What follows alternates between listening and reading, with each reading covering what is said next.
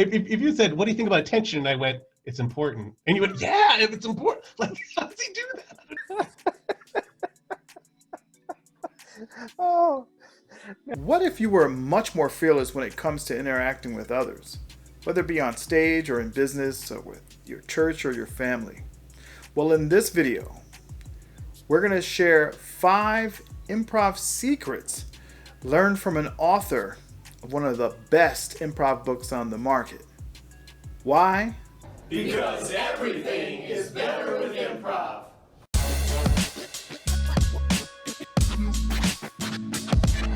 Better with improv. Let's go.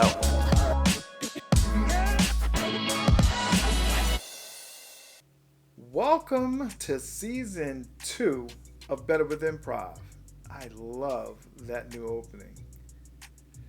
We're just meeting for the first time. My name is Keith Williams, and I've been practicing, performing, and teaching improv for 10 years plus. You know, the world needs improv more than ever. And we got a chance to sit down with an author of one of the best improv books on the market. You know, improv is an amazing art form, and you can apply it to many aspects of your life. Whether it be in business, on stage, in church, at home, whether you're a leader, or you're an improviser, professional or beginner, this book is going to be one that can help change your life. So let's just run the intro.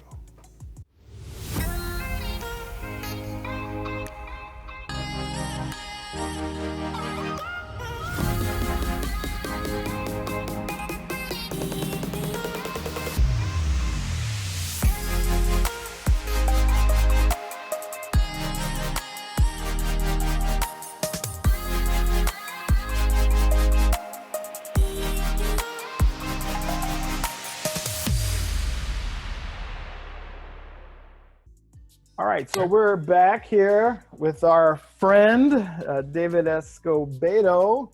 David, welcome. Thank you for having me. Thank you for being here. All right, so David, let's just jump right in. So, you know, you've been a big contributor to the improv community and specifically by way of social media. Sharing improv with everyone, and as you're doing with the Improv Boost, is a brilliant thing. Can you just, in your words, tell us the mission of the Improv Boost? The mission of the Improv Boost is to give smaller teams and individuals greater visibility.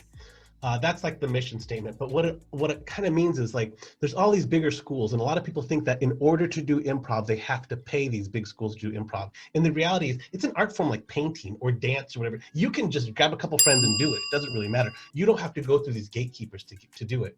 So I'm trying to give smaller improv companies, smaller improv teams, just a bigger edge on, like, that you don't hear, you're not saturated by that dominant narrative. You have these other smaller rising teams that sometimes just need that little boost to get up there. So that's why I've done the Improv Boost. And I highlight teams and individuals because I think it would work against me if I also highlighted smaller improv companies, even though I do that. But that's still saying you have to pay in order to do improv. And you don't necessarily have to pay to do improv. If you like it, that's what I did. I just researched it and asked some friends in a garage to play improv. And so that's improv. I mean, that's the Improv Boost. Well, that's fantastic. So that leads me to your book, and your book is called This Improv Book. That one? Yeah, This Improv Book. There's your handsome face on there, right, David? And you know, I read it. I think it's very insightful. Thank you. I think it feels okay. So first of all, it feels like it can apply to beginners and it can apply to advanced players. People have been playing 10 years. What made you write the book, David, and who is the book for? Thank you so much for those compliments. I appreciate that. Those are both good questions. The first question is, why did I write this book, which is not as romantic as you think it is. So I got my MA in improv, and my MA was, my thesis was, improviser's voice, or the performer's voice, is the most valuable thing they bring to the team or the show. and it means like all those specifics in your background, like not even just like specifics like this improv book is a specific or this red pen is a specific, but specific relationships, like the way that my mom and dad related to each other, or the way that my brother and his boyfriend relate to each other. Like those kind of relationships, those specific ways that people relate to each other are really valuable. What you've experienced is really valuable, and it's very different from the other people on your team. So that's what my MA was on.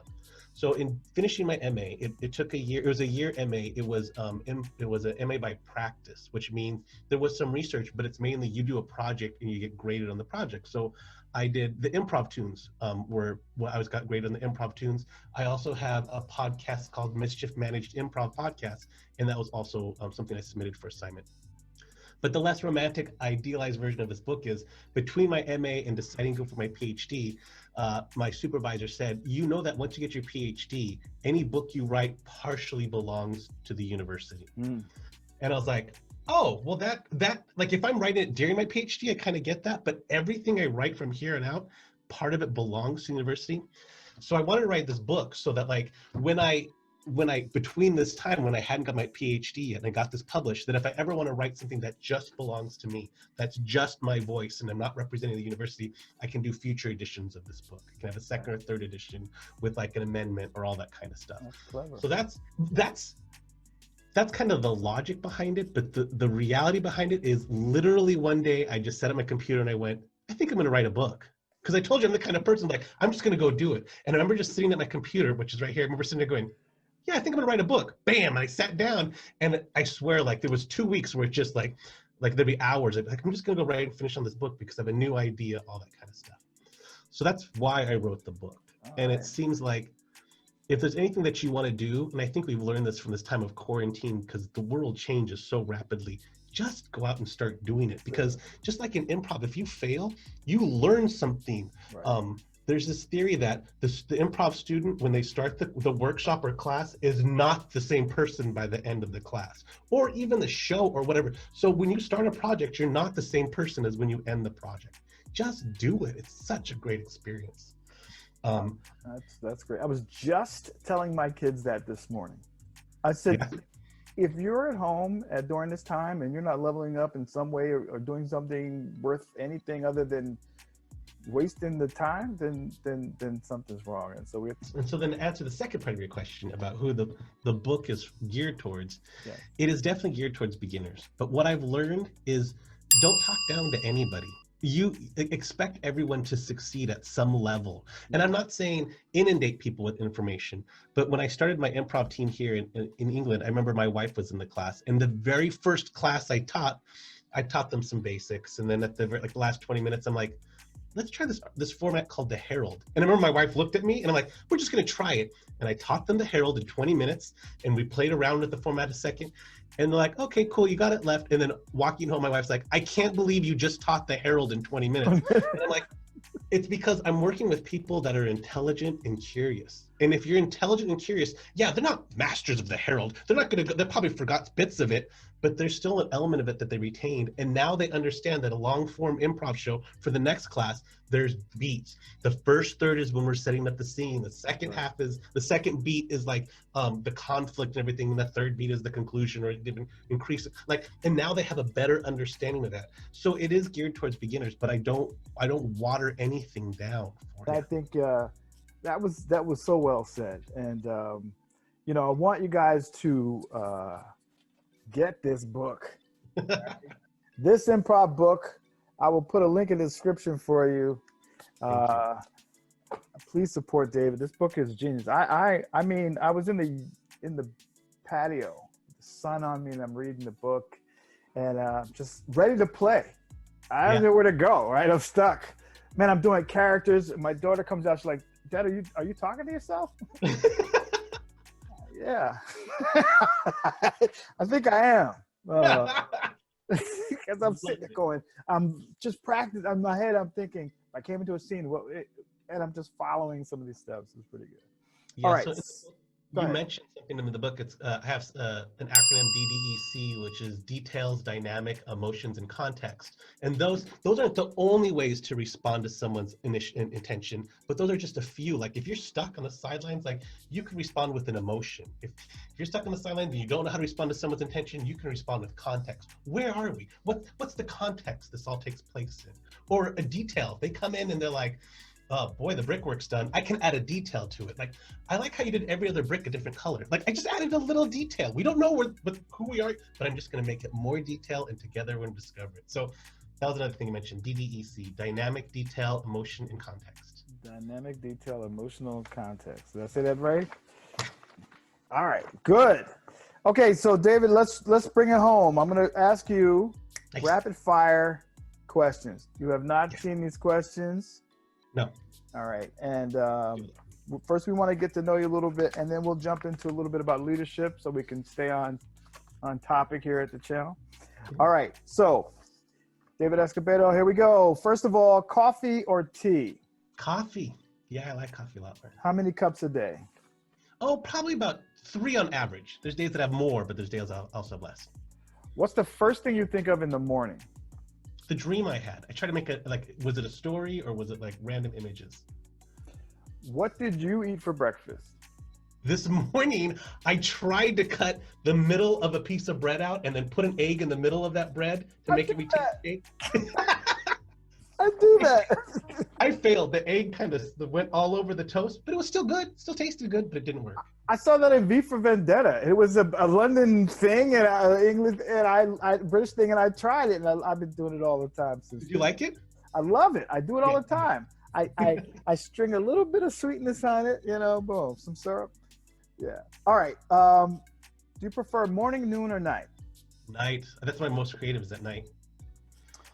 On a scale of 1 to 10, how good a driver are you? Oh, that is a loaded question because I am a great driver. People say I drive like Mr. Rogers because I'm like a big follow the rules and let this person go and everything. But certain people will be like, you don't drive fast enough, and I drive great. I drive great. So you give yourself a 10? I'm a 10. I'm a 10. Go. I'm not That's more than it. Sally, you're a 10. Have you seen anything lately that made you smile? Oh, what have I seen lately that made me smile? You know what? I've been rewatching Community, and I really like Community a lot. I don't know if you watch it, but I do, Donald Glover and the guy in the bed, they have a wonderful relationship. Aziz Ansari, is that what you're talking about? No, Aziz Ansari is from Parks and Recreation. Parks and Rec. Community is Donald, and who else is in that? What's his name? Dan Harmon. Chevy Chase was in the first couple seasons. Yes. All right, so Community. All right. Okay, so this leads into this next question. What TV sitcom family would you be a member of? Of the family, right? TV sitcom family would you be a member of? I think that I would have to go with Parks and Recreation because unfortunately there's a side of me that's very dopey and very nerdy. There's a scene where Jerry from Parks and Recreation, who's the one that always he's befuddled, and there's a scene where he tears his pants. And so he's really dopey, and people at work always make fun of him because he's doughy and everything. Then he goes home, Leslie Knope goes to his home, and he's actually super cool at home. He catches the cup and he sings songs, and she's like, what is going on? That would be me. That would be me, Jerry, and all that kind of stuff where I'm super nerdy and kind of a dork. But then... you're a hero at home. That's awesome. That's awesome. David, do you have a nickname? I think I've only had 2 nicknames. One's Fritter as a joke because I used to love I still love donuts, apple fritters, and Lightning, and that's from a show. I did a show where my nickname was Lightning. Lightning. All right, that's cool. Fritter. Fritter's not as cool. I love it. What's your weapon of choice? For what? For battle? I would say my weapon of choice, if to take this a very serious thing and not to, I'd say listening. I think I'm a pretty strong listener. When I meet people, I like to ask. I'm usually more inquisitive. I'll ask them a bunch of questions. Right. And so I think listening. I think I'm a pretty good listener. How do you keep your employees, team members, or students keen and motivated? Oh, that is a wonderful question. And I think the real answer is you have to be interested in their success or what they. So I used to play rugby, which is uncommon in the United States, but in England it's more common. And my rugby coach was excellent because in rugby you have a bunch of like alpha males and we all know what we're doing. We're all big guys. I don't have to listen to you. And he was so like, is it Phil Jackson, who was very like I'm just going to say a very few, I'm just going to say a couple words. And he would just, I remember every time he started practice, he'd come and go, gentlemen, and we're all like playing rugby, and we'd all stop and just come in and gather him. How did he do that? How did he just go gentlemen and get all of us to like gather around him and everything like that? So I talked to him a little bit about it, and he says, you have to learn people's currency. Like when you exchange, when you have a relationship with something, what's the currency you exchange? Some people like a lot of attention. Some people like to feel a lot of sympathy. Some people don't want that attention, like whatever it is. But you have, in order to get people to buy in, you have to get to know what their success looks like and what they get out of it. What's their reward as well? Not in a manipulative way, just in a way of getting to know the people on your team because you want to see them succeed. Relationship.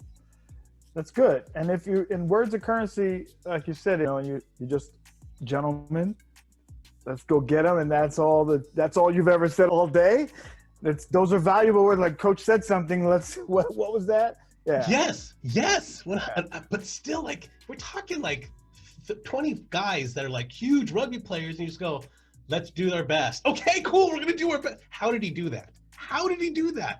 He's amazing.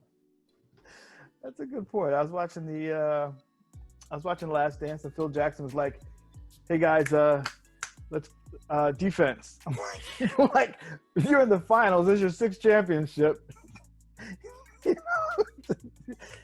I can coach them, I think, right? That's what I'm thinking. But there's a lot more. How does he do that? How do people do that? I can't do that.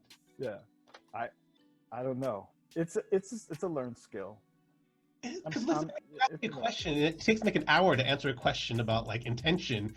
If you said, "What do you think about attention?" and I went, "It's important," and you went, "Yeah, if it's important." Like, how does he do that? I don't know how he does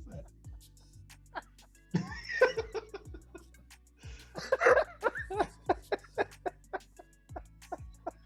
Oh man, your book would be pretty thin, but it would get to the point,